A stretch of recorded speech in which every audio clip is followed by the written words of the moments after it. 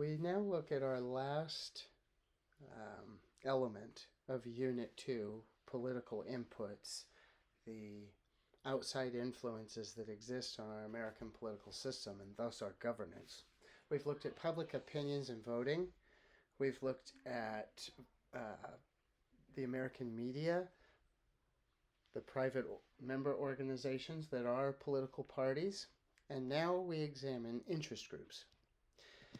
Interest groups are a lot like political parties. They are factions made up of the American public that align themselves based off of a particular ideology or belief set on how policy or certain outcomes in the government should be.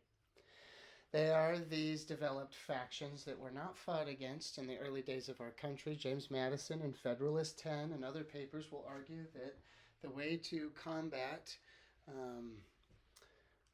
a negative voice or bad information within society was to supply more, right? That the belief was we should not limit these groups from organizing themselves. We should allow them to compete for everyone's opinions, beliefs, and attitudes, and thus the best ideas will survive. It was believed that if we limited the factionist development of specialized interests, that we would be limiting or violating your individual freedoms, and rather we should let them flourish and compete. And so that's what we do. Unlike political parties, interest groups do not care what your ideology is as long as you are willing to vote for their aligned idea. Whether that's taxes, the environment, gun rights, something to do with the regulation of a specific profession, it doesn't matter. They don't care if you're a Republican or Democrat as long as you're voting for their initiative, their issue, what they desire. Now, that doesn't mean that some of these groups will not align with political parties, because they do.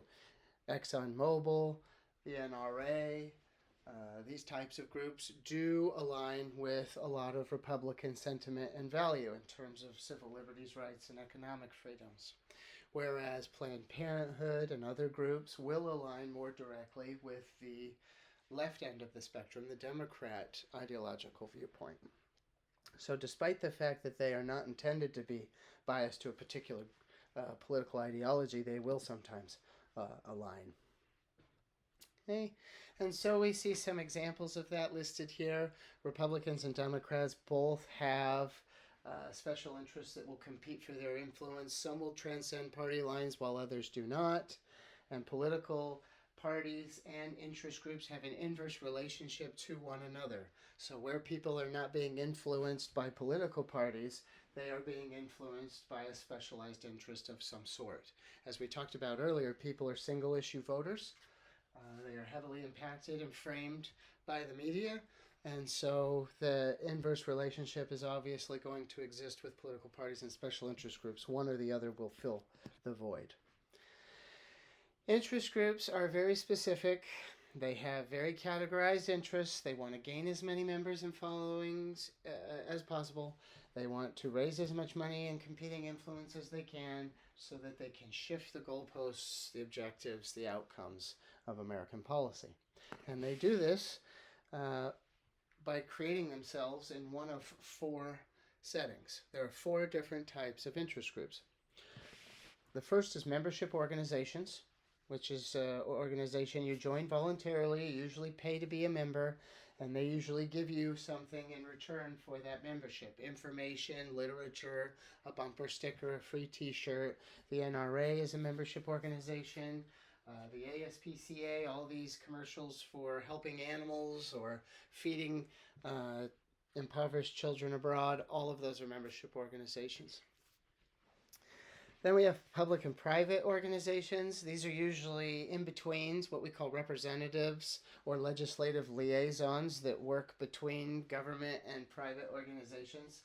A lot of us will never see these individuals in our everyday existence, but there are individuals who work independently between private and public entities for certain interests, whether that's building a park or a new hospital or relocating a prison or what have you.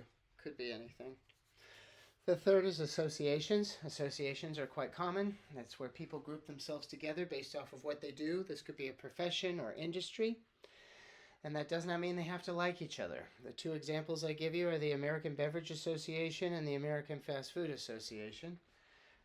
In terms of the American Fast Food Association, McDonald's, Burger King, Dairy Queen, Chick-fil-A, Subway, they do not like each other. They are competitors, but they will align and associate together based on certain ideas, like keeping the minimum wage from being raised or changing working standards in their particular field or preventing the formulation of unions. All of that is in their same mutual interest, so they will work together to do that.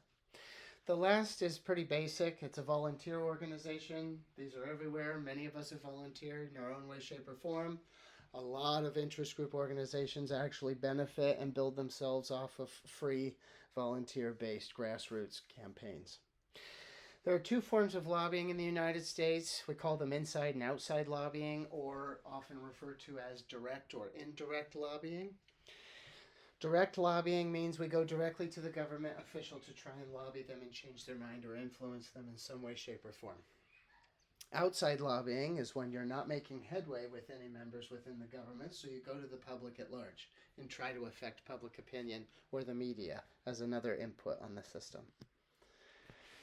Now, interest groups have grown in their influence and prominence in recent years due to what we call disturbance theory and collective action. Collective action is this belief that someone else will take care of it, right? You see a homeless person on the side of the road and you walk past them because someone else will help them. You see something next to the garbage can on a city street, most people don't pick it up because they assume that someone else is coming along to do that. That's collective action, and it's rampant in our political system. We all believe that someone else will foot the bill for something else later down the road.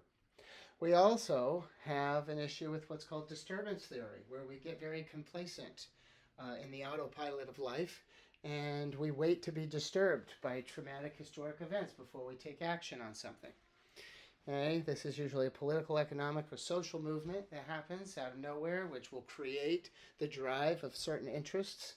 Sometimes it happens grassroots, meaning within the fabric of the nation, rather than major cities like LA, New York, Orlando, and so on, leading the charge with massive movements. They're coming from within the framework of America. And we see political activism. Certain characteristics, individuals, people, movements will form around a single individual or idea.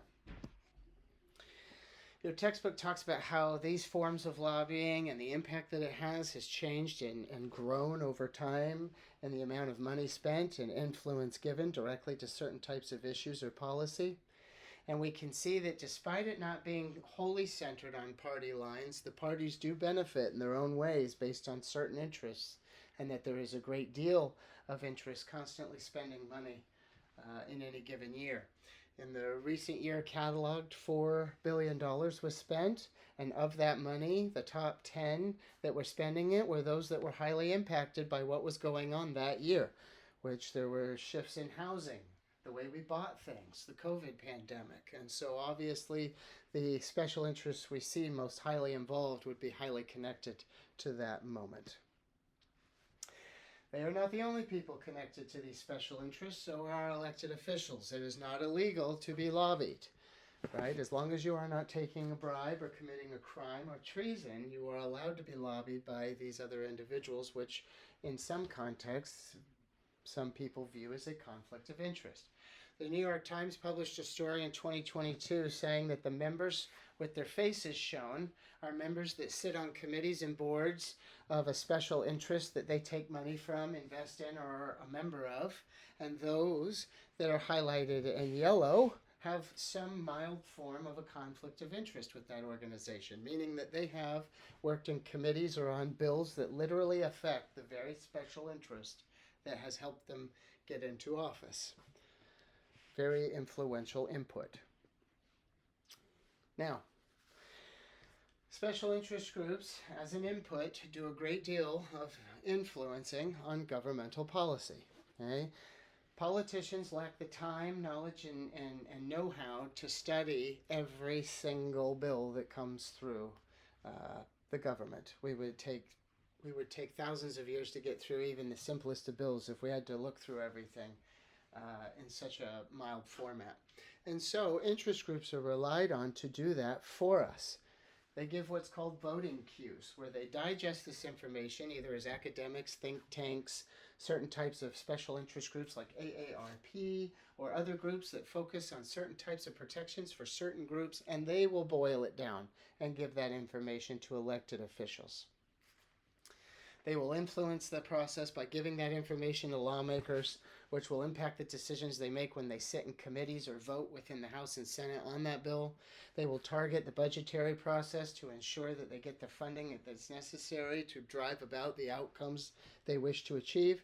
They'll go as far as attempting to influence the executive branch by trying to get into federal agencies, trying to get connections with the individuals that run for that high elected office, and they'll even attempt to influence the outcomes of judicial rulings, which we've seen in recent years with abortion, taxation, recreational marijuana, same-sex marriage, all sorts of cases in which special interests have even opted to try and attempt to create influence in that decision-making process. Now, because of this, we have created a framework of checks and balances, a type of regulation to try and rein in this influence that interest groups have.